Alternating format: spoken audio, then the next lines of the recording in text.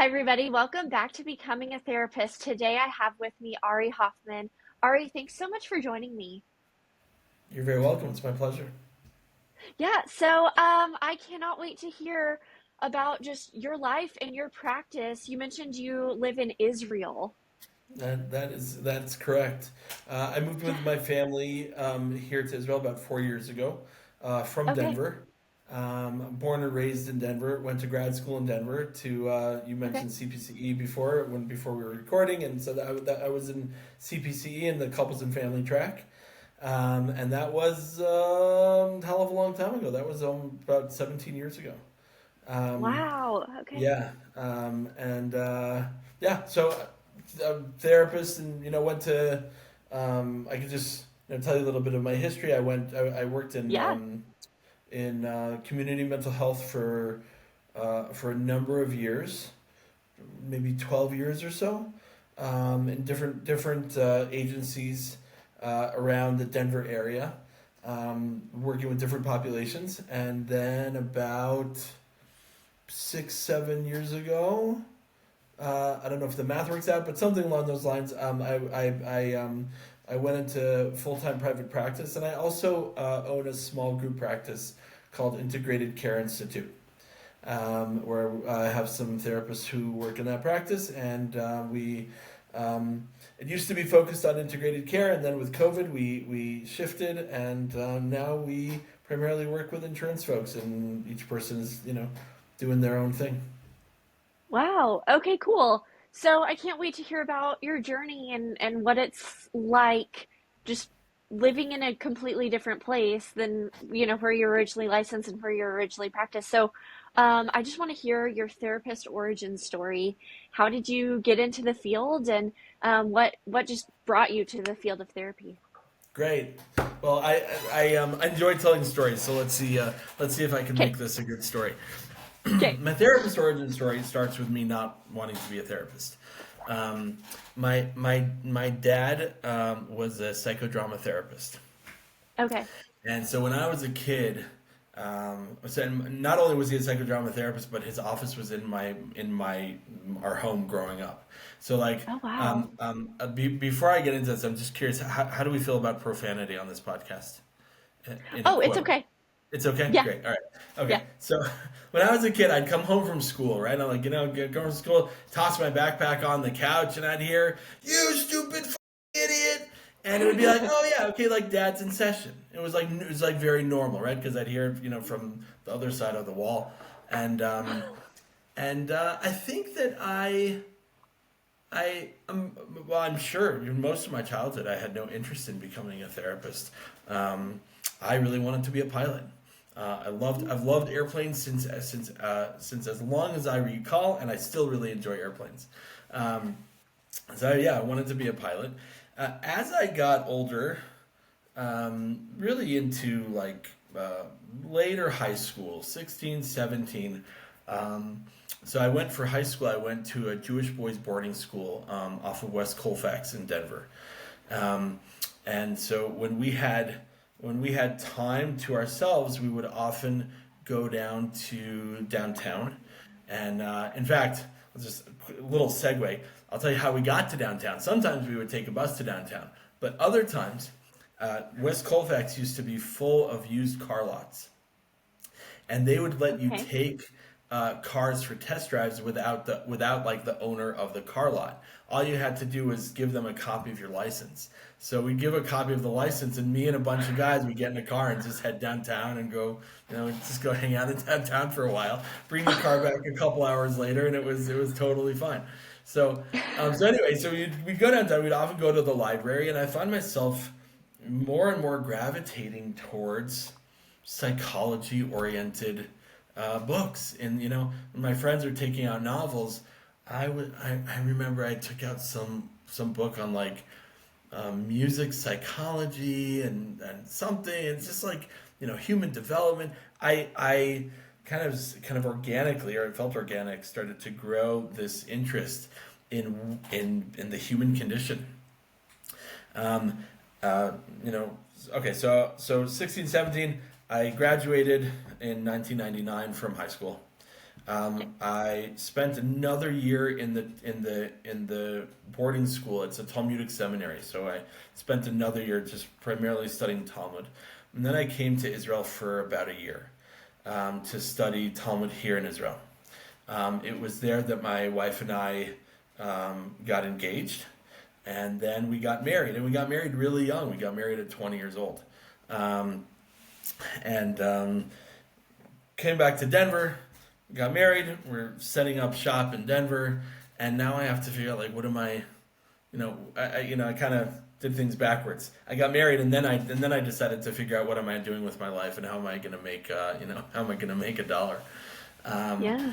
so uh, kind of did some different things. I worked in the Jewish cemetery. There's a Rose Hill Cemetery in Commerce City. I worked there for a little while. I did a lot of different things, and I taught for a year in an elementary school. And it came out like okay, like all this stuff is cute, but it's not really. It wasn't really what I wanted to do. I didn't know necessarily what I wanted to do, but it wasn't really what I wanted to do. At some point, and the truth is, I don't even remember exactly what point. I thought, okay, maybe I should look into becoming a therapist. And so, um, I applied to a couple different programs and was rejected from a couple of the programs that I applied to. And there was one more program that I was going to apply to, and I thought to myself, if I don't get into this program, I had already let go of the dream to be a pilot. Doesn't really work with being an observant Jew, um, um, but um, but I thought, okay, if I don't get accepted to this program, I'm going to go become a firefighter. I thought that would be pretty fun and cool. So so I applied to CU Denver. And when I applied, they saw. So I had a bachelor's degree from the Talmudic seminary that I went to, and they looked at my my bachelor's and looked at my stuff, and they said, Ari, your bachelor's is not worth anything. It's not accredited. Doesn't mean anything. But Mm, we will let you apply based on life experience. And okay. to me, even that was just a celebration. I remember telling my wife, we should go out to eat just to celebrate that they said I could apply. Yeah. Even before, even before getting in or anything. But sure enough, I applied. I still remember the admissions counselor was a woman by the name of Jane Lipscomb. I don't know if she's even alive anymore, but she, made an impression. I was so grateful that I had this opportunity to get into the program, and I was accepted into the program. Wow. And the rest, at least from there, the rest is history. Yeah. Wow. That's a beautiful story. Thank you. That is not a straight path at all. That's Not at wild. all. Yeah. Wow. Okay. So fast forward to today. What license do you hold? What state? And how did that work? Just interacting with the state board and getting all of that actually sorted out. Totally. So I have an LPC. I've been licensed as an LPC since 2010 maybe. Okay. 2011, I think 20, I don't remember. You can all look it up. The Dora has a website. Yeah. um, and in terms of living here in Israel, I spoke to a lawyer, um, and I spoke to some different people, and it seems as though nobody really cares where I am. They only care where the patient is, and so I've Yeah. been able to maintain my license. I've already renewed twice now, and haven't gotten into trouble yet. And so Wow. I maintain my LPC. I see, look, to just rewind a little bit, people often ask why we moved to Israel. And there are multiple reasons, but one of the big ones is just that COVID switched up everything. And if it hadn't been for COVID, certainly would not have thought that I could run a whole practice, via telehealth, via Zoom or whatever. And so it's Yeah. pretty wild, all the stuff that happened. With that information, we decided to make a go of it. So now I run most of my practice by telehealth. The vast majority, I do see clients here in Israel. But most of my caseload is still in Colorado, and right now, and for the last 5 years or so, I've been primarily working with couples and families. Wow. Okay. So that's kind of uncommon as an LPC. There's not a whole lot of training in, our actual grad school program for working with couples. So what training did you seek to be competent in working with that population? It's so true. It's such a great point. It's so true. I walked out of grad school feeling like I could speak the language of family dynamics. But when it came to Mm, couples, I felt like it was like a completely different world. Um, yeah. and I worked on and off with couples throughout, I've had a private practice, even a couple clients way back since I got licensed. And couples have always intrigued me and also scared the shit out of me.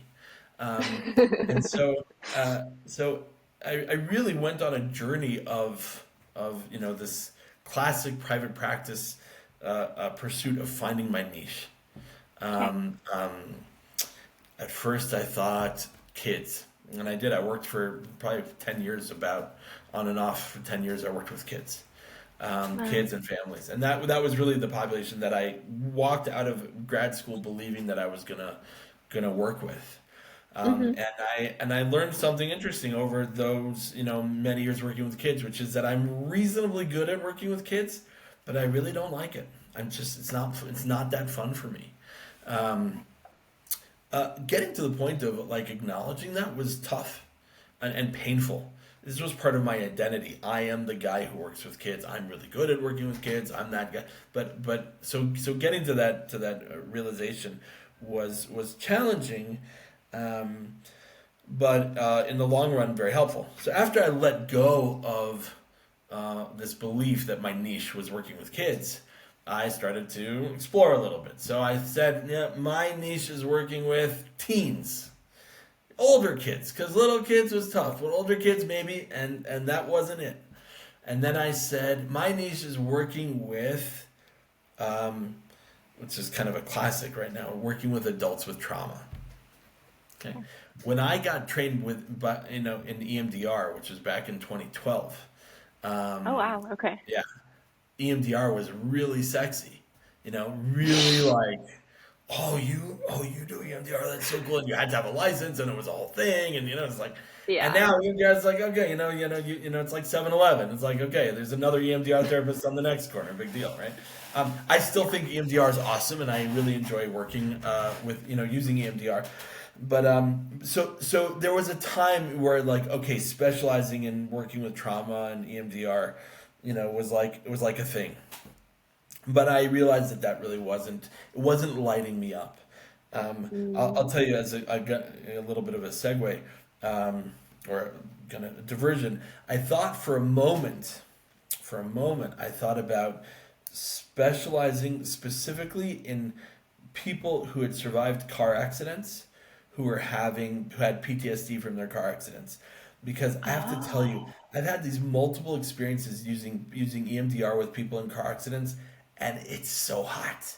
It's like 1, 2 sessions done, moving on. It's like so fun, and it's great, and it's quick.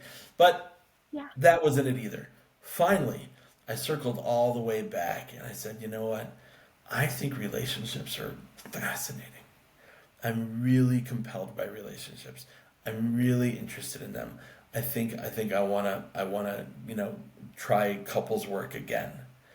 And I'm not embarrassed to say I'd had so many failures as a couples Mm, therapist. It was really tough for me to come back and and be open to giving that another shot. I imagine that in the course of however many years I'd been a therapist, maybe I matured just a little bit, um, and was willing to do it again. And so to answer the very long answer to your short question, which is primarily EFT. So I did okay. the EFT. I forgot. There's two things. There's the externship, and then the I don't know what they call it, but there's like the short Okay. EFT one. It's like I think it's just a few days or a couple days, and then there's I think it's a couple weeks, whatever it is. I did those. I forgot now what it's called. I did those trainings. The first one I did in America, over Zoom actually. The second one I did here in person in Israel. There's a profoundly robust mental health community here in Israel. A really strong EFT community. Um, um, Another modality that I've done quite a bit of training in over the last few years is Hakomi. Um, I don't know if you're familiar with it. It's like just starting to get a little bit more like awareness in the mainstream therapy world. But it's basically like a somatic mindfulness approach to therapy. Okay. Uh, if this is any reference, the training is in Boulder. So Oh, I okay. feel like that should just say enough about it already. But you know, it's very there's a lot of like meditation and mindfulness, a lot of presence, and it's been a beautiful and profound addition to my toolbox as a therapist. And I actually just gonna about to start another. So the whole program, the whole Hakomi program is 2 years. Um, that's kind of the basic Hakomi program, and then I'm about to start another kind of post Hakomi kind of or post like I don't you couldn't call it graduate, but I guess like postgraduate kind of supervision period over the next number of months. So yeah, I hope that can answer some of those questions. Yeah, that's cool. Hakomi, am I saying that right? Yeah. Hakomi. I absolutely encourage you to check it out. I don't know so much about somatic experiencing, but I have a notion that there's probably quite a bit of overlap. Okay. Okay. Makes sense with the mindfulness portions. That there's, I mean, I feel like there's mindfulness techniques in, in DBT and ACT and a lot of different ones. But what makes this unique? So what makes Hakomi unique? I would say there's a couple things for me that make it unique. First of all, it's Uh-huh. very body oriented. So Okay. there's yeah, so two things. Number one is very body oriented, and number two, it's slow. And not necessarily that the work has to be slow, but the session. It's such a Ooh. lovely thing where I can say to a client or when when we're practicing and somebody can say to me, Ari, no rush. Take a moment and just notice what your body is feeling right now. Don't worry about analyzing it. Don't worry about coming up with some sort of, and therefore none of that. Just just hang out right now with what's going on. Notice it, Wow. be with it, be with it some more. There's this image that they use of like a tea bag where you're gonna take the tea bag out. No, no, don't take the tea bag. Just let the tea bag sit in there. Just like let it be there. And Yeah. it's fascinating because my nature is a little more intense, a little more urgent, a little more like we gotta get stuff done. Let's make it happen. We got results. Let's make it happen. And so to like this thing that was really pushed against my basic approach to life is really powerful.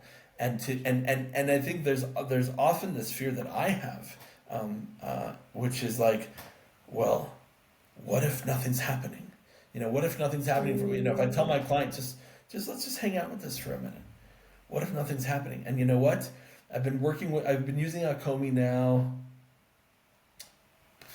3, 4, 5 years now. It's Wow. never happened that nothing is coming up.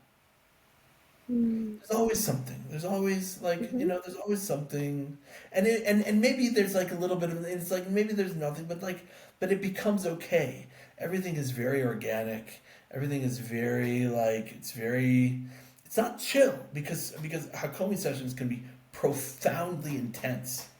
Um, but we're really allowing ourselves the patience to go in and hang out with where the energy is living, and that is Mm. pretty hot.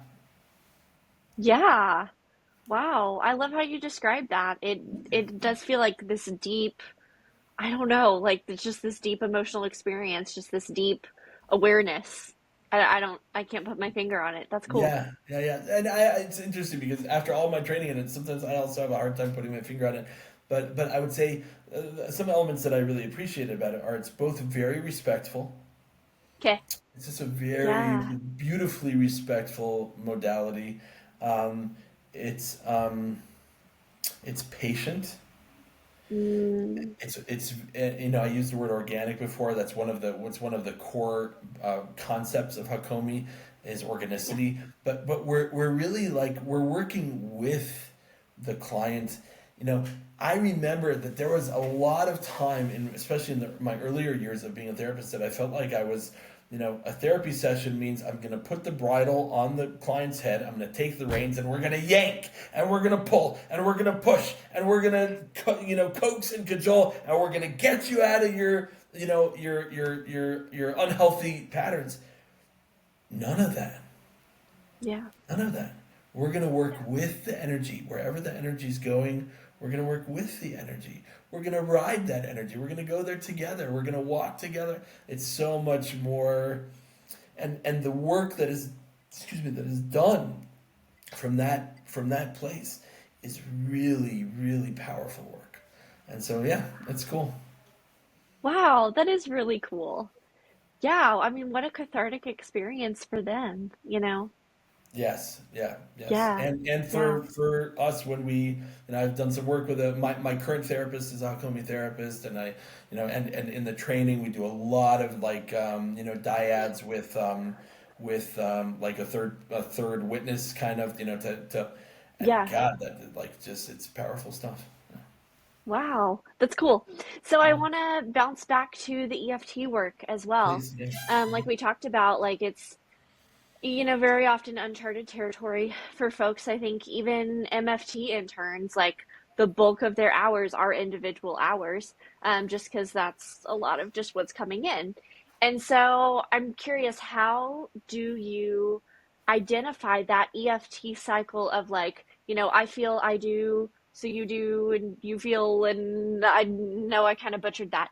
But how do you help people identify like that cycle of conflict that's going on in a relationship, especially when maybe one or more partners isn't emotionally expressive or verbalizes their emotions? Yeah, I like to shame people into emotional expression. Like if people are saying like Okay. they don't have any emotions, I'll be like something's wrong with Yeah. you. Yeah, so like Okay. figure your stuff out, come back when you have emotions. Uh, um, it's I appreciate the question a lot because it really touches on something that in the context of my couples work, I've learned about myself. Mm, But before I get into that, I wanted to share with you a quick story, which is one of my favorite couples therapy stories, which is actually not about okay. me, but about the couples therapist that my wife and I saw for a while. And she told us that when she first started as a couples, she was a great couples therapist. She retired. She was a great therapist, and she said when she first started off as a couples therapist, she had to bring an extra shirt to work because she would sweat through her shirt. And I appreciated that so much because I can tell you I am a person who really enjoys intense experiences. I'm a wilderness guide. I like to spend time out in the wilderness. I like intense weather. I like intense things. And couples therapy is consistently one of the most intense things that I've ever done. It's like I had a session this morning. I just walked away like woo, like wow. That is it's like it's intense. It's really powerful and challenging. So that's the story. Back to your question. Um, Helping people understand the patterns of their relationships Okay. is got to be one of the funnest things that I have ever done in the therapist chair.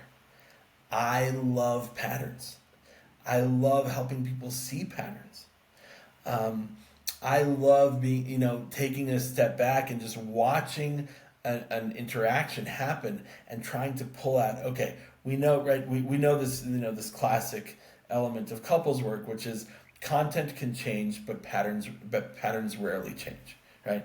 Yes. Right. Today it's the kids, tomorrow it's the toothpaste, the next day it's the dog, right? But so the patterns will continue. And so finding the patterns, you asked me how I do it with people who struggle to connect with emotion. I will say, kind of as a side point, interestingly, I found that a lot of the couples I've worked with, one member of the couple is often on the autism spectrum.